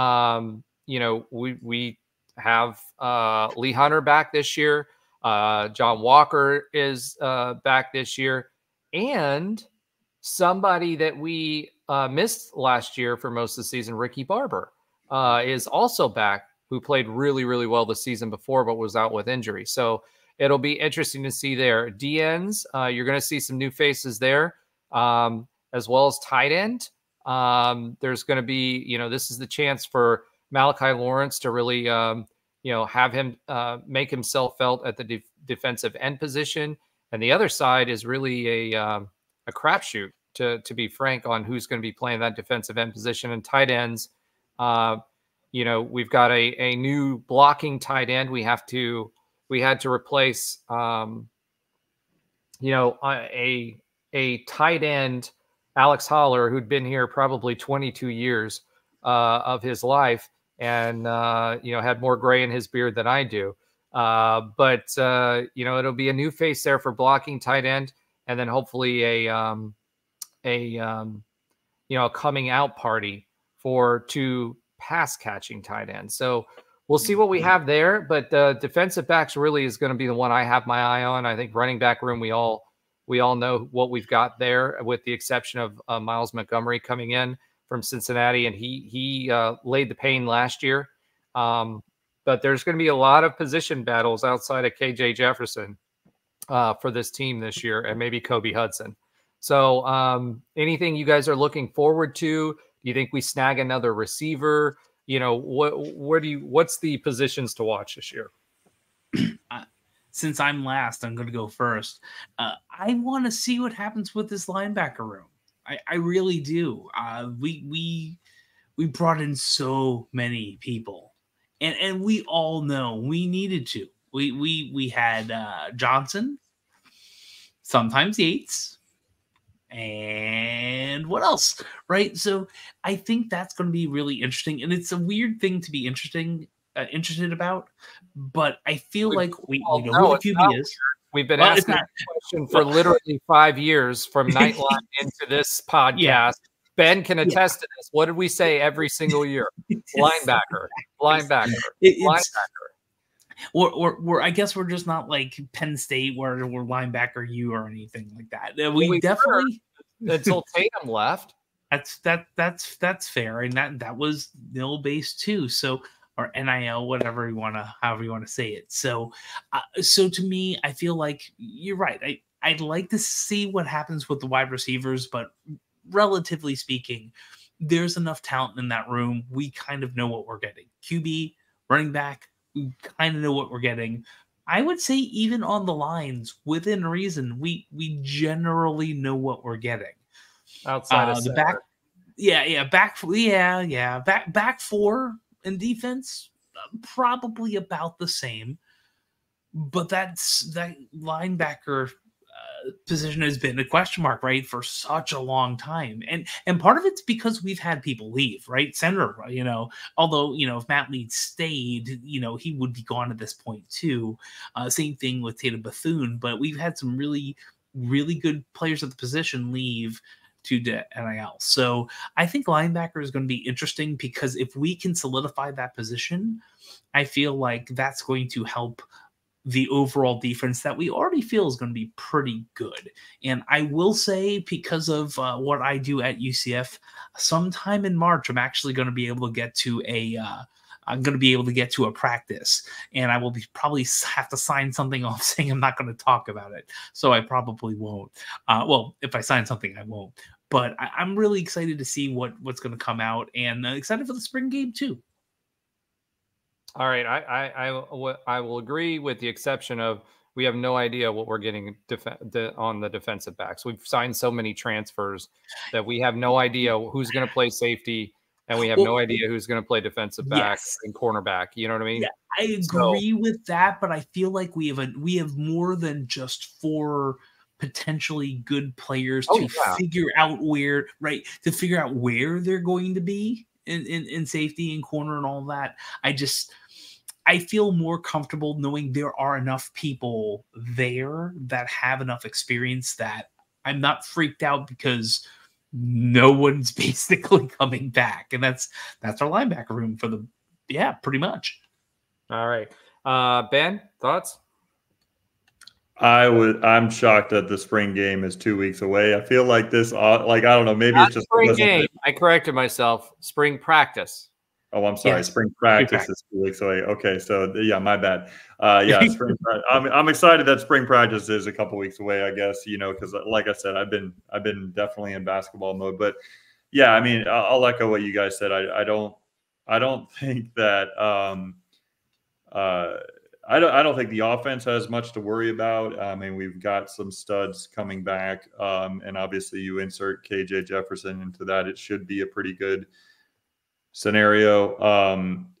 But obviously we gotta make sure that we're right in the trenches, and we on both sides of the ball, and we gotta make sure that our defensive backfield is shored up. But I am expecting improvement going into next season, and looking forward to what we are able to see during these 15-second clips that we'll get of spring practice here and there during the first few, and rumors coming out of the scrimmages, and little things like that. And then of course, 10 seconds of those are quality stretching. Okay. Quality stretching. Quality stretching. Yeah, we got to make sure we're nice and limber. We don't want anybody to get injured in spring practice. That's for sure. But yeah, I mean, it should be fun, and we should be able to, see what we can kind of set up going into next season. But I'll defer to Alan on more of the football talk as far as this goes. New strength and conditioning coach, and we'll see how that plays itself out. We've been seeing a lot of workout videos coming out of UCF football recently, and then new defensive coordinator, right, and a lot of new players. Alan? Yeah, I mean, I think the expectations going into next year are really high, obviously a lot higher than year one. When you just talk about bringing in a veteran quarterback who's Arkansas's all-time leader in passing yards and school history, a 5-year SEC veteran, and you couple that with all the talented transfers they brought in, the expectations are high. But at the same time, there is a lot of questions. I mean, this is probably in the Gus era the most changes I've seen in one offseason. Just when you talk about the amount of coaches that have changed, changed DC, OC, cornerback, linebacker, wide receivers coach, strength coach, and then all of the transfers they brought in. And then also a lot of key players did leave. When you talk about leaders on the team, JRP, Tremont Morris-Brash, a lot of these leaders that have, Salazar, a lot of these leaders have been on the team, captains on the defense, and a captain on the offense like JRP. There's a lot of big changes, but there's also a ton of talent coming back. I mean, RJ Harvey and Kobe Hudson, like the offense, like we all just talked about. And then I think the big change that they made this year is they actually brought in true veteran experienced players at linebacker and defensive back, not, projects to work on, that are going to take a couple of years to develop, or guys that used to be 4 or 5 stars. These are guys that are proven veterans at SEC schools and ACC schools, and or even some in the FCS that are, have been very good now for a couple of years. So The expectations are really high. I think they should be. But we got to figure out, I think, who's going to play at DB. But there's a lot of guys returning to Kai Martinez and Brandon Adams and Damari Henderson. So there's a lot of guys there that, got a significant amount of playing time last year. But you got to figure out where all the pieces go, because I think there was 16 transfers roughly. And then, you got to figure out who's going to play at linebacker. Obviously some of those defensive back spots, like you mentioned, Roger, then, and then I think Gus did an outstanding job filling all of the, voids we had in the portal. But if I were going to take one more position, get greedy, I would say, one more wide receiver. I think I'll go as far as say I think that's our thinnest position on the team, not just offense. I've never seen a UCF wide receiver core this thin. It feels like behind Kobe Hudson and Xavier Townsend, there's nobody proven. Like, yes, there's guys that Goldie Lawrence, guys that have a lot of hype and stuff like that, but there's not a single player outside those two that are proven. So losing Javon Baker, I think, was a big loss. So if they can go out and get one more experienced wide receiver, like they did at other positions, like linebacker and defensive back, I'd feel really good about this team. But even if they don't, there's enough weapons, but they're one or two injuries away from wide receiver from having like zero experience at that position. But other than that, I think the expectations are warranted. Awesome. Yep. I think you're 100% correct on that. I think we all said we went all in and on this recruiting transfer class in order to make sure, after KJ Jefferson signed on, that we went all out for a conference championship this year. So it'll be exciting to see what happens. Another exciting bit of news is the annual Uniswag Awards. I know that doesn't sound exciting, but UCF always does well. And, the Florida Gators and the Miami Hurricanes, they had black jerseys this year, blackout jerseys or dark jerseys, whatever you want to call them. So our Canaveral blue Space U uniforms are out there. So make sure you give that a vote this week so we can keep the streak going and deter the Gators and the Hurricanes. So another thing that we've been kind of talking about is this whole ACC saga with the FSU. There's a lot more stuff coming out on that, where, some people are saying it looks like the ACC is setting itself up to negotiate with FSU, and this is basically just a posturing thing. ESPN has come out and said basically all the contracts that were out there that FSU released into the wild are intellectual property. So ESPN's not exactly happy with FSU and what they're doing, and basically saying, hey, look, this contract and how we do business, that's a competitive advantage for us on how we write these contracts, and you releasing them, that there's a reason we have a stipulation to keep them, out of the public eye. And now by you doing this, this puts us at a competitive disadvantage because other people know what our terms are and can build a contract around that to try to offset what we're doing. So that was an interesting take, as far as that's concerned. But it's looking more and more likely, like as in most negotiations, lawyers get involved, try to position themselves best, and then negotiate an actual exit. So it'll be really, really interesting to see what happens with that. If I were FSU, I would really hope that I had some sort of golden ticket already prepared. Otherwise, stirring this pot would be suicidal, because we all know what happens if you go against the mouse. We've seen it, the Big East, the ACC a little bit now. And, it'll be really, really interesting to see how that shakes out. So I'm assuming that FSU has a golden ticket. The only other thing I would say is if ESPN wants the ACC to break up, which I don't know why they would, because they've got an advantageous deal right now. It's never before in realignment history has negotiations like this played out in the media with this much publicity. So it's a really, really interesting time with realignment. The Big 12, I mean, you kind of saw some of that in this last round of realignment, and then obviously the Pac-12 and everything that went on with that. But an individual school trying to get out of a conference, you've never seen anything play out like this before. Anything you guys want to add to that? I love the fact that I've seen it on X, formerly known as Twitter, how FSU, like, I think ESPN was alluding to what they're doing could be a felony, and there's now all these memes of FSU and felonies and going around. There's no felony going to happen here. This is all posturing. Yeah, no, I agree. I just like the entertainment value of all of that. What really amazes me is that, I mean, FSU has been trying to figure this out for years. And I'm sure Tallahassee, the state and government in Tallahassee was really, really behind all this. Not the government was behind it, as in, if FSU wanted to do something, everyone was probably all in on it, right? We're good to go. We have your back, that type of backing. And I'm not sure this is playing out how they want it to be, but in all reality, they do have no choice. Like, if they want to leave a conference and they have to break a grant of rights, no one's ever broke a grant of rights before. So that is really, I get there between a rock and a hard place. It's really hard to watch UCF make more money than FSU. It has nothing to do with that, in my opinion. It has everything. I know.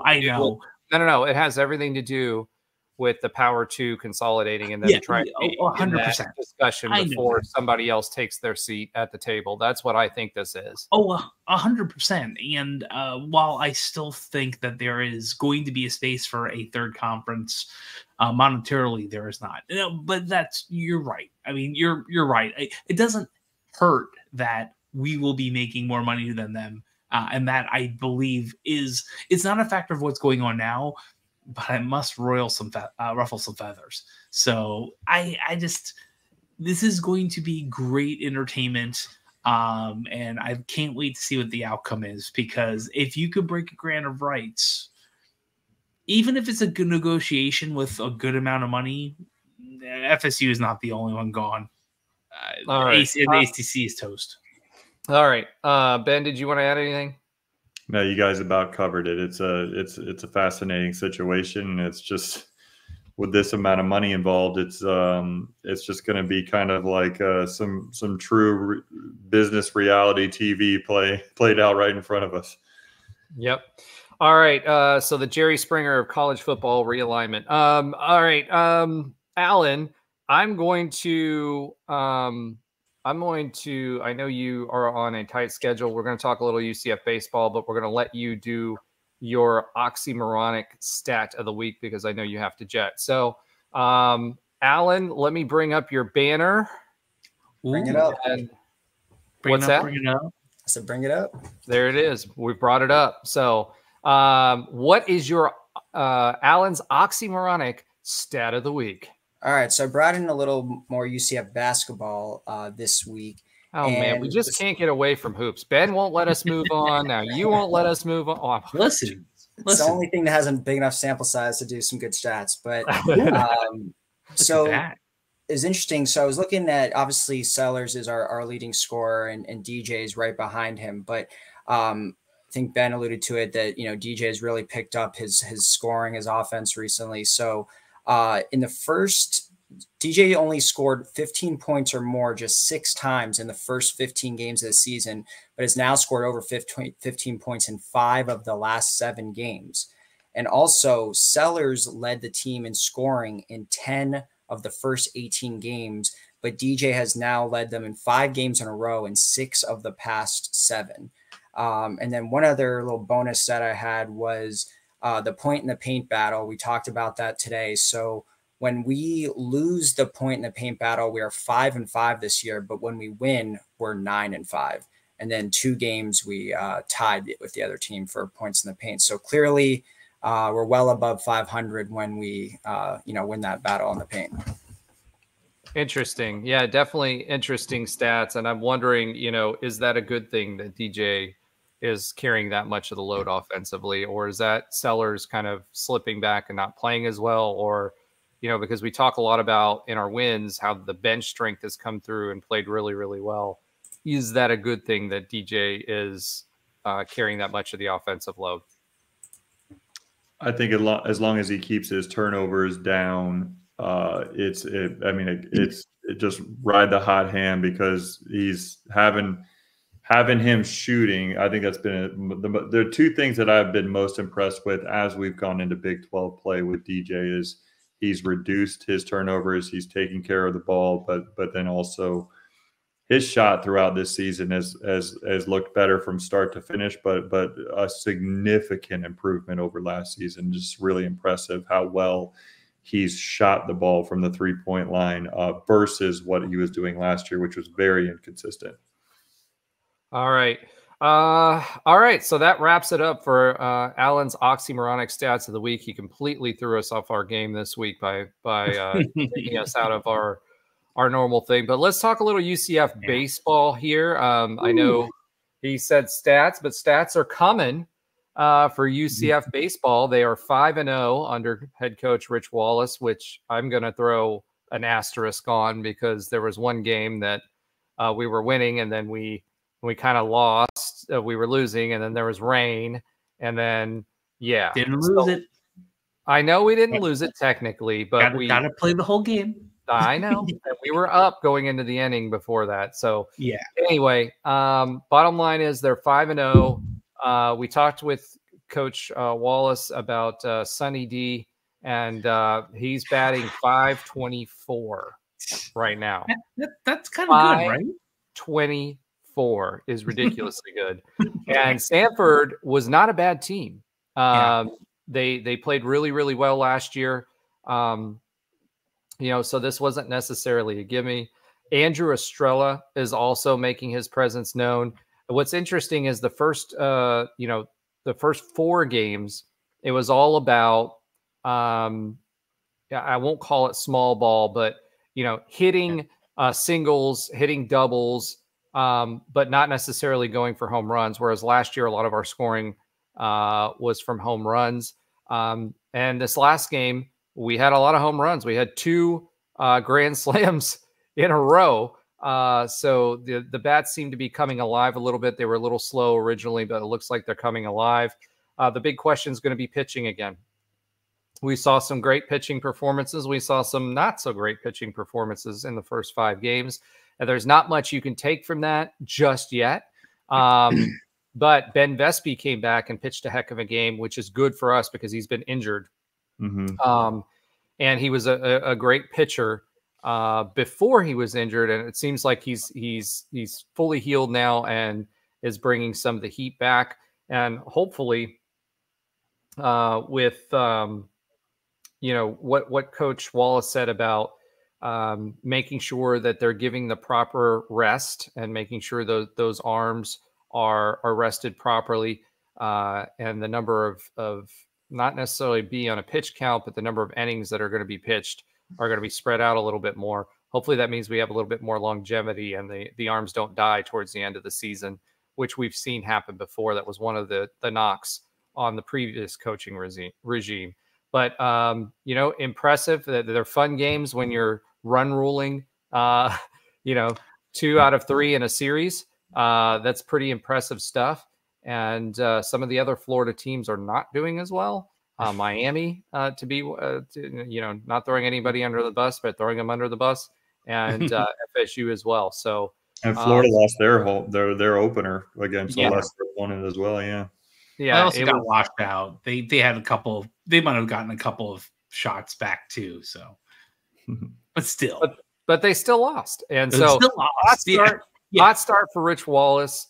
He mentioned Biffalo in one of his post-game interviews. If you want to know if this is a hometown guy or not, and the pride of Orlando, anybody who mentions Biffalo in a post-game presser is aces in my book. So we still need to make sure we get him on. He was there at the last game. Get him again later this season.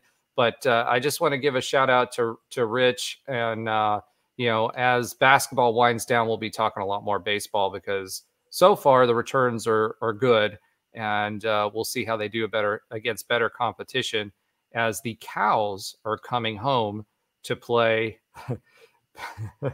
At the John. Sorry, I laugh every time. I know why we call it that, but it's the cow.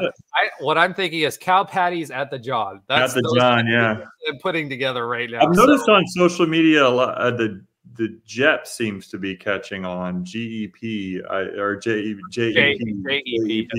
Yeah. So I don't know. Oh, maybe that's the new nickname for it. But as you said, Roger, I mean, it's a small sample size, 5 games in, but we have 6 players right now batting over 400 for the season. So the batting, especially average, but then a few players in Australia and Sundin in particular, but Australia with back-to-back games with a grand slam. I mean, I don't care what level of baseball that is. That's pretty incredible. But you got to get 3 guys on base in order to even have an opportunity at a grand slam. And so the bats overall have been hot. And like you said, we'll see, early returns look okay on pitching. We'll see what happens. But absolutely, I think the relief pitching has been, as we expected, pretty spot on. We'll see what we can get from the starters, but Nazir Victor, Kramer has been great. The big 6'5" kid that's like 270. Like his name is escaping me right now, but I'll pull it up here really quick. He has been he's throwing heat off. Alex Galvin is the guy I'm trying to think of that came in relief against Miami. He's got a heck of a fastball. And then one last guy I'll mention in the early season so far that I think has helped overall is Danny Neary behind the plate. I think his catching so far defensively for sure has been spot on. And I think that allows Andrew Sundin to get the proper amount of reps behind the plate because he's a great defensive catcher as well. But it kind of gives him the like leeway to be a DH and just kind of take those rests in between catching outings that I think is really important. And it probably leads to him hopefully continuing on with his hot start at the plate, hitting the ball. So we'll see how it goes. We're off to a good start in the Rich Wallace era. Yep, super excited. And guys, pitching, as we all know, is going to be a huge key to this season. I'm just excited that we're playing through contact, and not only that, but we also have some power hitters as well. So we're making contact with the ball and getting on base. And, we're using singles or, depending on where our hitting, what I noticed is our hitting is good enough that depending on where we're shifted or where the defense is shifted, we can hit it to the opposite side for a single or a double to make it tough on opposing defenses. Now, obviously, a lot of you haven't seen any of these games just simply because we aren't showing any of these games, which is a whole nother topic for another day. I think maybe we can't wait for that to change. My goodness. Oh yeah. Well, the Cows, you'll see 2 out of 3, and then all the conference games you'll see as well. So we actually have more games this year than we had in previous years. Yeah. And the word out of UCF is we're actually showing more games. We're just playing so many more games that you're not seeing them. So, another conversation for another time. Okay. So we've gotten pretty much through the entire show. Josh. Sorry, my business partner's name is Joe, so I'm used to saying Joe. Hey, Josh, I think it's time for your sometimes funny fact of the week. Got it. So this one is very funny. This weekend. You're really selling it. It's a meh funny. Now, honestly, I think this is kind of cool because I don't really think anyone knows this unless you've actually looked it up. So we're playing in men's basketball, a home game versus the Iowa State Cyclones this weekend. Right. Gentlemen, why are they called the Cyclones? And why do they have a bird mascot? Well, I'm gonna assume that the Redbird got cut up in a twister, and that no, just kidding. Well, I will say Iowa has a lot of tornadoes, so I'm not sure if that's the reason why. But having lived in the quad near the Quad Cities for a while, and knowing Davenport and a few of those areas, I could tell you that there are a lot of tornadoes there. I'm going to assume the Redbird has something to do with their state bird, which is the cardinal, maybe, because it kind of looks like a cardinal, but it's not. So Ben, that's my best guess. Okay, what do you got, Ben? I mean, cyclones. I've had the same guess as Roger, as far as just being in an area of the country that has a lot of tornadoes, but. Yeah, I've got no clue. I don't even think that is the cardinal even actually their state bird. I felt like that. I thought that was Missouri or Tennessee or something. So yeah, because here's the thing, right? A cyclone is the name of a hurricane in the southern hemisphere, and Pacific. So like that doesn't make any sense that it would be hurricane. Right. Yeah. I mean, so anyway, all right. Okay. Random fact Roger is going to sign out here and listen to Josh. Got it. So, first and foremost, the Eastern Goldfinch. The Eastern Goldfinch is Iowa's state bird. So, no on that. Makes more sense. Yes. Yeah. So, why are they called the cyclones? Okay. They're called the cyclones because in 1895, Iowa, it was Iowa Agricultural College at the time, had an unusual number of cyclones, and that was what they called tornadoes in 1895. They went to play football at Northwestern and beat them somewhere, differing links with differing things, 45, 36 to nothing. And whatever that was, the Chicago Tribune had a headline that read, "Struck by a cyclone. It comes from Iowa and devastates Evanston town." And that was the article began. Northwestern might as well have tried to play football with the Iowa Cyclone with the Iowa team. It meant yesterday, and that nickname stuck. So that is an 1895 reference. Yes, to hurricanes and tornadoes and cyclones. That was that. Now the bird mascots. You should have totally said that in like 1900 speak. Like, no. Northwestern might as well trying to play football with an Iowa Cyclone. I should have. You should have. Yeah, we'll fix it in post. So the bird mascot's kind of interesting. So Cy the Cardinal is the mascot of Iowa State. Because the cyclone is very difficult to depict in costume. I'm looking at you, Tulsa. Cardinal. That's a golden hurricane in the middle of the plate. So come on. That looks like something else.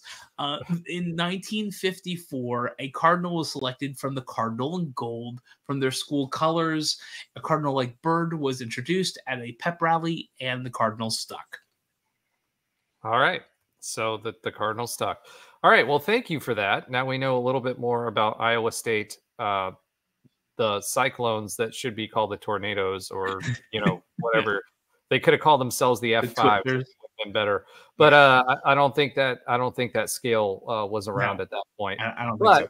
I can attest that they have some gnarly tornadoes. That is right in Tornado Alley, and they have some gnarly tornadoes. And I've seen a lot of really weird looking and colored skies at my time near the Quad Cities. Okay.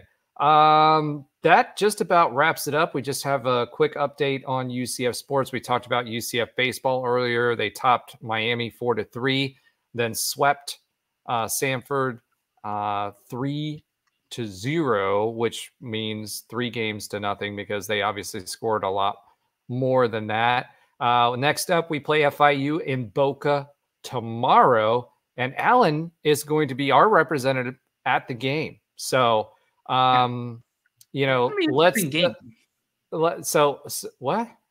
It's going to be an interesting game because I don't know if you looked into FAU. They are doing pretty good. Yeah, for sure. All right, Josh, he's been typing in the private chat here. He's like, "This is my thing," so I'm going to let you do it. Go ahead. That is not what I said. I said I don't get to do it. And to that, No question mark. I will go back into it. He wrote it in all caps, folks. All caps. I did not write in all caps. I will screenshot it and I'll post it to X. I know. I'll just vouch for you right now, Josh. It was not in all caps. So I will say this with FAU. So FAU went to Nashville and they played Vandy.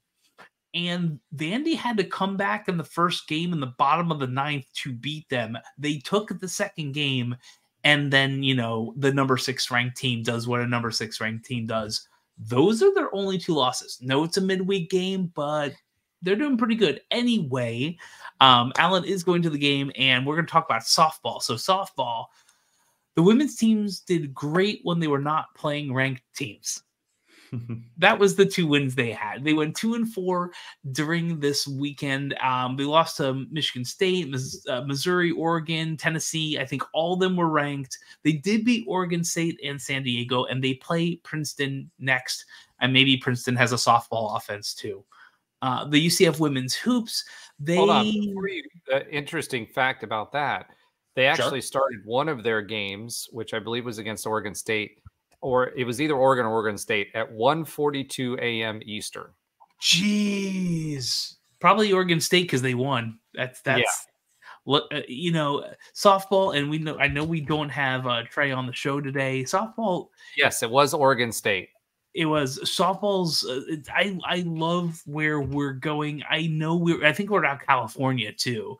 So there's just a lot of wonderful things going on, and I like that we're trying to be the best, play the best. Women's soccer does that. Women's softball does that. A lot of other teams are doing that, and I think we're doing that for RPI. Well, I know we're doing for RPI, but truthfully, it also builds the team. Win better, but win or lose, you know what you're getting into in conference play. So speaking of conference play, UCF women's hoops are not doing so good. They lost to Oklahoma State 67-54, and they lost to Texas, number 5 ranked Texas, 87-56. So our women's hoops, we need to win the tournament to get to the NCAA. And we'll see what happens there, but I think we know what will happen, unfortunately. But men's tennis, they beat UAB 5-2. They're now 8-1. They play some cows coming up next. Women's tennis beat North Florida 4-0, beat Bethune-Cookman 4-0, and play BYU next. So that is our UCF Sports. All right. So a couple things anecdotally. Sure. We have found out that Josh has super fans that you know, are from other schools that are now listening to us because of that. So we're excited. We're holding the swag hostage. So if we see some swag show up, we're going to talk about them on the show. But we're super excited to have fans of other teams and other conferences enjoying the content that we make, or just pointing and laughing at us, but like, how terrible of a podcast can you make?